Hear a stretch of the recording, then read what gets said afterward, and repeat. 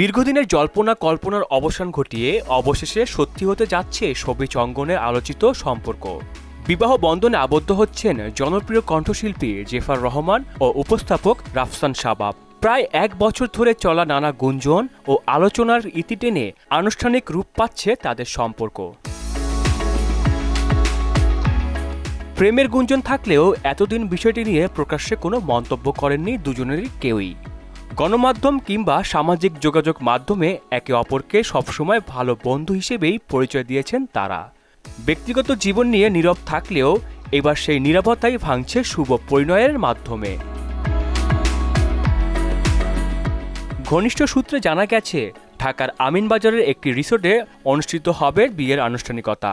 এতে দুই পরিবারের সদস্যদের পাশাপাশি শোবিজ অঙ্গনের একাধিক কণ্ঠশিল্পী ও অভিনয় শিল্পীর উপস্থিতি থাকার কথা রয়েছে। ইতিমধ্যেই ঘনিষ্ঠ স্বজনদের কাছে পৌঁছে দেওয়া হয়েছে বিয়ের আমন্ত্রণপত্র। জেফার ও রাফসান দীর্ঘদিনের বন্ধু। সেই বন্ধুত্ব থেকেই ধীরে ধীরে তৈরি হয় ঘনিষ্ঠতা, যা শেষ পর্যন্ত গড়ায় বিয়ের সিদ্ধান্তে। প্রায় 1 বছর আগে রাফসানের আগের সংসার ভাঙনের খবর প্রকাশ্যে আসার পর থেকেই তাদের সম্পর্ক নিয়ে শুরু হয় নানা গুঞ্জন। গেল বছরের মাঝামাঝি থাইল্যান্ডের ব্যাংককে একসঙ্গে দেখা যায় এই জুটিকে। তখন এক সাক্ষাৎকারে এ বিষয়ে প্রশ্ন করা হলে জেফার রহমান স্পষ্ট করে জানান, চলমান গুঞ্জন নিয়ে তার বলার কিছুই নেই।